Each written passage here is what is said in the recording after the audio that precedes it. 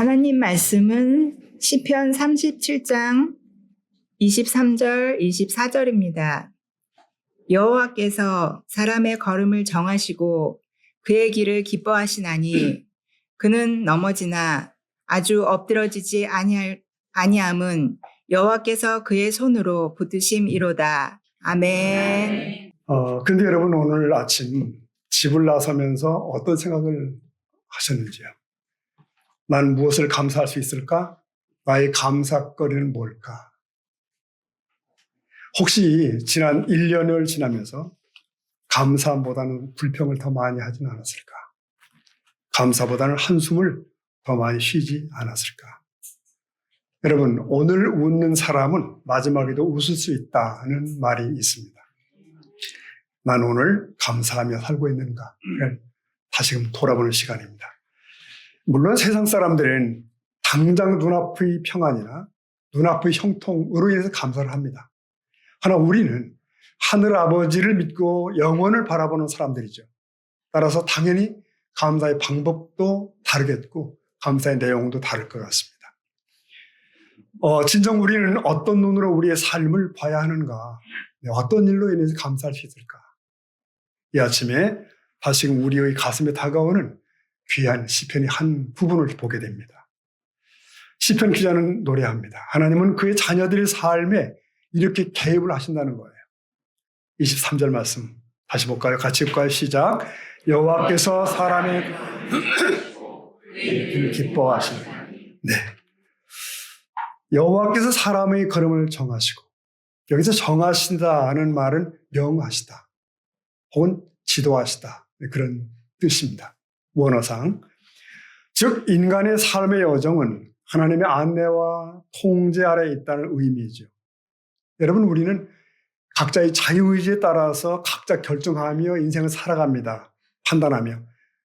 그럼에도 불구하고 성경은 하나님께서 사람의 걸음을 정하셨다라고 설명합니다.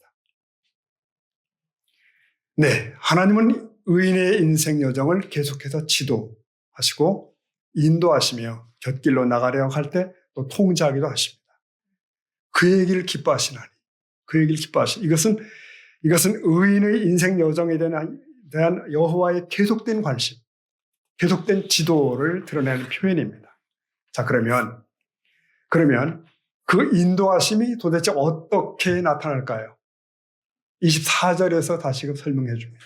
24절 읽어봅니다. 그는 넘어지나 아주 엎드러지지 아니함은, 보십시오. 그는 넘어지나 아주 엎드러지지 아니함. 여기서 그가 누굴까요? 네, 하나님의 백성들입니다. 하나님의 자녀들입니다. 여기 말씀에 백미가 있는데요. 넘어지지만 엎어지지 않는다. 이 부분입니다. 그는 넘어져요. 넘어질 수 있어요.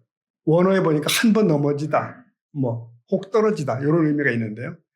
이 말이 의미하는 바는 의인이 죄에 빠져든다는 게 아니라 때로는 실족도 하고 때로는 실망하기도 하더라는 것입니다. 이 묘사는 여행하는 나그네가 간혹 길 위에서 넘어지는 모습을 의미합니다. 이 실족하는 모습이죠. 즉 항상 평탄할 수는 없는 인생 여정을 나타냅니다. 하지만 그 넘어짐이 아주 종국적 결과는 아니라는 거예요. 여러분 아멘입니까? 아멘. 아주 엎드러지지 아니함이라는 말을 찾아보니까 이 원어의 뜻에는 땅에 몸이 닿을 정도로 넘어지진 않는다, 그런 뜻입니다. 즉 다시 일어설 수 없을 정도로 완전히 엎어지지는 않는다는 그런 뜻입니다. 요지는 이것입니다. 의인이라고 해서 역경으로부터 면제되는 바가 없다는 거예요. 고통으로부터 완전히 해방되는 거 아니라는 겁니다. 그에게도 때로 뭐가요? 실패가 닥쳐온다는 것입니다. 그러나 그 고통이나 역경이 그 의인의 종국적 결과를 의미하지는 않는다. 왜요? 여호와의 손이 그와 함께 언제나 계시기 때문이에요. 네, 이 감사절 아침에 우리는 좀 놀라운 감사의 어떤 제목 혹은 힌트를 다시 발견합니다. 지난 한 해 우리의 일상이 다 잘 되었기 때문에 감사하는 게 아니에요. 우리는 사실은 꼬이기도 했고 낙심하기도 했습니다. 좌절의 시간이 있었죠. 근데 그게 끝이 아니었다는 거예요. 하나님의 손이 거기에 있었다. 그래서 우리는 감사를 찾습니다. 여러분 꼭 기억하셔야 됩니다. 하나님의 백성인 우리도 이 땅의 생애를 사는 동안 넘어집니다. 사람은 누구든지 실패를 합니다. 시족하며 시험에 들 때가 있습니다. 그러나 하나님께서 그 길을 계획하시고 그 인도하심을 받는 사람은 아주 넘어지지는 않습니다. 결코 엎어지진 않아요. 이 비슷한 말씀들이 성경 곳곳에 있는데 잠언 말씀 하나 보시면 24장 16절입니다. 대저 의인은 다 같이 7번 넘어질지라도 다시 일어나려니와 엎드려야죠. 보십시오. 7번 넘어져도 어때요? 다시 일어선다는 거예요. 여기서 7은 뭐죠? 성경이 말하는 완전수입니다. 따라서 7번 넘어졌다고 하는 말은 사실은 끝장났다는 뜻이거든요. 사람의 눈으로 볼 때는 그렇습니다. 상식으로 볼 때 그렇습니다. 그런데 완전한 끝장인 줄 알았는데 의인은 다시 재기하더라. 왜냐하면 하나님께서 그를 끝내 일으켜 세우시기 때문이라는 거예요. 반면에 악인은 어때요? 악인은 엎드러지느니라. 그렇죠? 악인은 한 번 파멸에 처하면 회생할 수가 없습니다. 하나님 없이 재앙으로부터 재기하기란 불가능합니다. 인생엔 그런 힘이 없습니다. 그러므로 이 16절의 핵심은 이겁니다. 궁극적으로 의인은 승리를 거둔다는 거예요. 그러나 의인을 공격하고 억압하는 자들은 바로 자신의 악행 때문에 넘어지리라는 것입니다. 자, 여러분, 우리는 살면서 많은 일들을 경험합니다. 내가 생각하고 계획했던 대로 일이 진행되면 모든 게 참 좋죠. 기분도 좋고요. 모든 일이 우리가 생각하고 계획한 대로 된다면 얼마나 좋겠습니까? 그런데 우리가 살아보니 생각하는 대로, 계획하는 대로 되지 않을 때가 있습니다. 아니, 더 많습니다. 그리고 기분 좋은 일만 또 일어나는 것도 아니에요. 좌절할 때도 있고, 다 그만두고 싶기도 하고, 더디기도 하고, 답답하기도 합니다. 네. 저는 86년도에 가을에 목사 안수를 받았습니다. 그때에 이 미래에 대한 두려움보다는 뭔가 까닭 모를 자신만만 뭐 그런 게 있었어요. 그래서 반드시 나는 주의 큰 일을 하게 되리라. 그렇게 믿었어요. 근데 나만 그런 게 아니더라고요. 얘기를 하다 보니까 이 친구 목사님들 한 친구와 또 얘기를 하다 보니 그래요. 자신도 그런 생각했다는 거예요. 자신이 교회를 개척했을 때 1년 안에 정확하게 100명 이상은 넘어선다. 확신을 했답니다. 일말의 의심도 없대요. 거기는 100% 믿음. 그러나 지금 40년이 된 지금도 100명이 안 됩니다. 공부도 많이 했는데 그게 다른 거예요.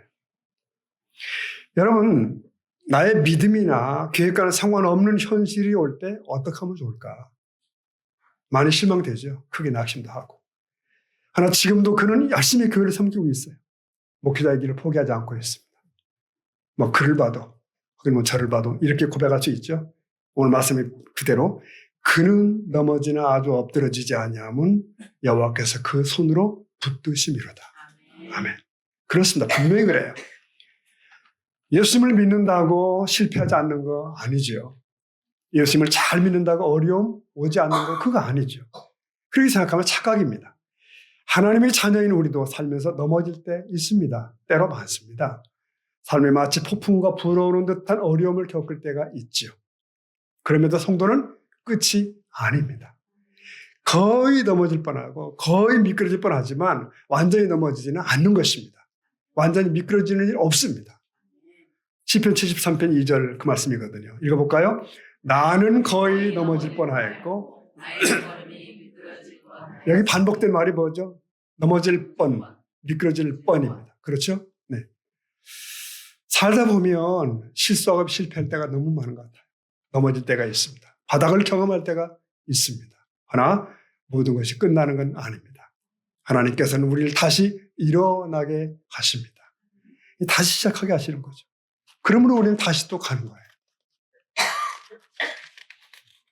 우리 같은 범인들만 넘어지는 것이 아닙니다.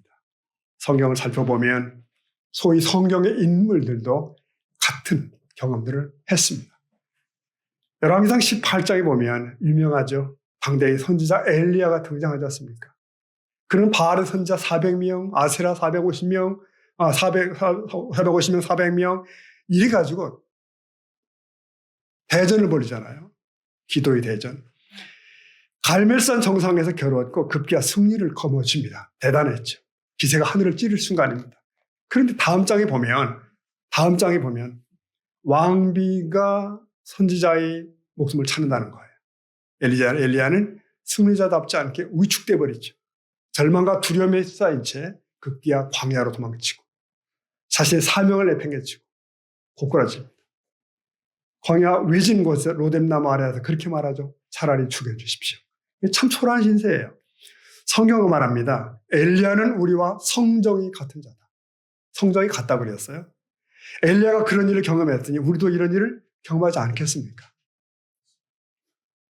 다윗도 마찬가지죠. 뭐. 네. 그도 미끄러졌으나 완전히 미끄러지지 않았습니다. 네. 다윗이 죄로 실족했을 때 하나님께서는 다윗에게 선지자를 보내시죠. 책망하시죠. 다윗은 자신의 잘못을 깨닫고 간절히 회개합니다. 하나님께서는 그 다윗을 다시 또 일으키시죠. 자, 왜 그들뿐이겠어요? 이렇듯 다윗도 엘리야도 베드로도 넘어졌습니다. 이 실패자들의 명단 뒤에 아마도 우리들의 이름도 있을 것 같습니다. 그런데 하나님께서는 이들을 아주 넘어지지는 않게 하셨습니다. 다시 일으키신 거예요. 자, 73편 2절을 다시 보면 보세요. 나는 거의 넘어질 뻔했고 나의 걸음이 미끄러질 뻔했으니. 그러니까 여기서 뻔하였다고 반복돼요. 넘어질 뻔, 미끄러질 뻔. 한번 따라 하실까요? 뻔하였다. 무슨 뻔입니까? 넘어질 뻔, 미끄러질 뻔. 네, 이거. 그러나 하나님께서는 그 실족의 자리에서 이들을 붙드신 거예요. 그래서 완전히 넘어지거나 완전히 미끄러지는 일은 없었습니다. 결국 하나님께서는 이들을 새롭게 회복시키시죠. 온전한 사람이 되게 하십니다. 자, 73편 25절도 마찬가지입니다. 읽어볼까요? 시작.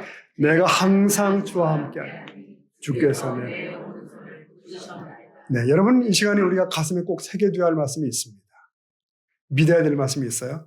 하나님은 나의 인생을 붙잡아주고 계시다. 그러기에 우리는 어떤 어려움의 때를 만나고 시험을 당해도 어때요? 당당할 수가 있습니다. 나를 그 능력의 손으로 꼭 붙잡고 아주 넘어짐을 허락지 않으시는 그분을 바라보자는 거예요. 그리고 힘을 내야 됩니다. 용기를 내십시오. 오늘날 세상이 침울한 것은 세상에는 회복의 이야기가 없기 때문입니다.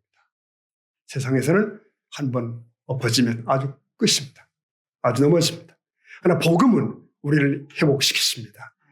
하나님께서는 우리가 넘어졌을 때 우리를 이렇게 세우시는 전문가이십니다. 우리를 이렇게 세우실 뿐만 아니라 우리를 아름답게 회복시켜 주십니다. 새롭게 시작하게 됩니다. 이보다 감사함이 어디 있을까요? 자, 사랑하는 성도 여러분, 실패했을 때 우리는 모든 것이 끝이라고 쉽게 단정해서는 안 됩니다. 그것은 하나님의 주권을 부정하는 거예요. 어떤 경우에도 우리가 결론을 내려서는 안 됩니다. 하나님께서 결론을 내리십니다.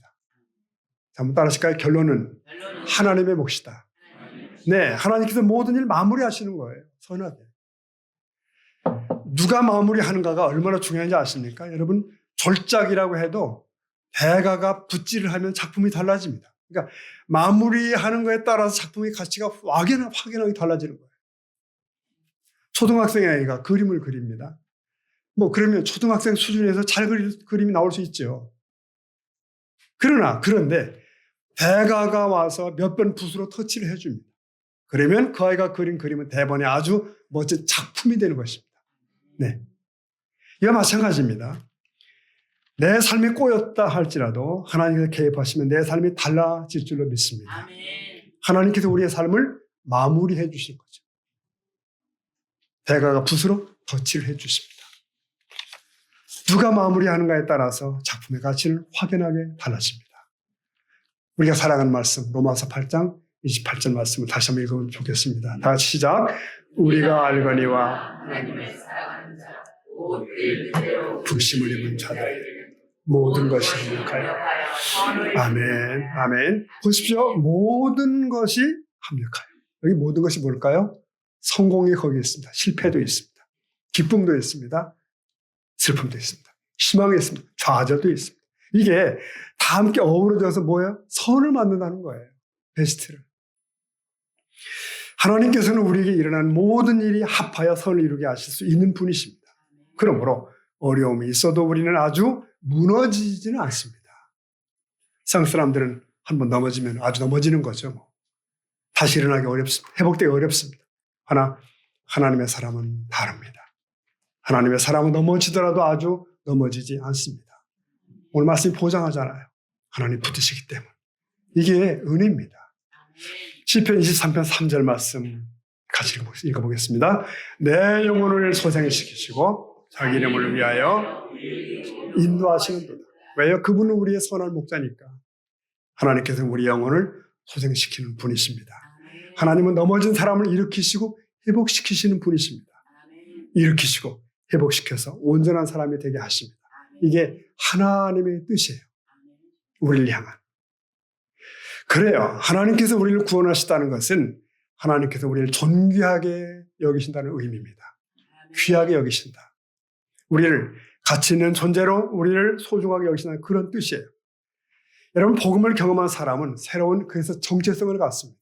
내가 누군가. 하나님의 자녀. 하나님의 자녀가 되는 권세는 놀라운 권세입니다. 영광스러운 권세. 이 세상의 어떤 권세도 하나님의 자녀가 가지는 그 권세와 비교할 수 없습니다. 그런데 왜 하나님은 자녀들에게 실패를 허락하실까? 왜 그러실까요? 여러분, 고통을 겪을 때는 힘들죠. 그러나 고통을 허락하신 하나님의 뜻이 분명히 있습니다. 하나님께서는 우리가 실패를 통해 하나님을 더 깊이 경험하기를 원하셔요. 우리가 넘어졌을 때 하나님께서는 우리가 일어나는 법을 배우기를 원하십니다. 우리가 하나님의 사랑을 진짜 경험하기를 원하시는 거예요. 우리가 거의 넘어질 뻔하고 우리의 걸음이 거의 미끄러질 뻔할 때 하나님께서는 다가오셔서 우리를 붙드십니다.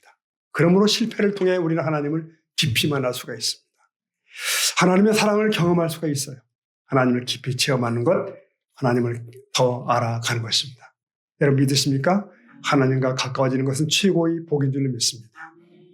넘어지나 아주 엎드러지지 않냐는 것은 여호와께서 그의 손으로 붙드시기 때문입니다. 하나님께서는 우리를 그래요. 절대로 never 아주 넘어지게 하지 않으십니다. 우리가 넘어졌을 때 우리를 이렇게 세우시잖아요. 회복시키잖아요. 우리가 거의 넘어질 뻔하고 우리의 걸음이 미끄러질 뻔할 때 하나님께서는 우리의 오른손을 붙들어 주십니다. 그러므로 우리가 우리의 인생을 결론 내려고 해서는 안 된다는 것입니다. 인생의 결론은 누가요? 하나님께서. 하나님께 있습니다. 그러므로 하나님을 기대하며 살아갈 수 있기를 축복합니다. 다시 한번 따라할까요? 인생의 결론은 하나님이 내리신다. 이게 저와 여러분의 고백이길 바랍니다. 저는 많은 간증들을 들은 기억들이 있습니다. 많은 간증들. 이 줄거리들을 다 기억을 못하지만 공통점이 있어요. 뭘까요? 그에게 고난과 시련의 순간들이 있었다는 거예요. 고난이 심할수록 그의 간증이 빛이 납니다. 혹독한 아픔을 통과한 사람일수록 그 간증에 향기가 있어요. 그렇습니다. 믿음의 사람들에게도 고통이 있죠. 가시밭길에서 넘어짐이 있지요. 네. 그러나 믿음의 사람들은 거기에 엎드려 있지 않습니다. 거기 주저앉지 않습니다. 아프지만 다시 일어나 다시 걸음을 시작합니다. 주님 말씀하십니다. 나와 함께 가자. 나와 함께 다시 시작하자. 그래서 우리의 삶의 이야기가 작품이 되게 하십니다. 여러분, 내 자식이 아플 때 멀거니 바라만 보고 있는 부모가 어디 있겠어요? 없죠. 우리는 고아가 아닙니다. 길 잃고 헤매는 양도 아니에요. 하나님은 우리의 아버지시며 그는 우리의 선한 목자이신 줄 믿습니다. 그는 어느 어두운 골짜기를 지나든지 우리를 찾아내십니다. 그리고 푸른 초장으로 업고 가셔요. 그를 삶 속에서 경험한 자들은 다 고백하는 거예요. 여호와는 나의 목자시니 내게 부족함이 없도다. 유명한 링컨 대통령의 전기를 보면 참 특이하죠. 이 사람이 27번이나 이렇게 실패를 했다고 그러잖아요. 그러니까 실패의 왕이에요. 네, 실패의 대가입니다.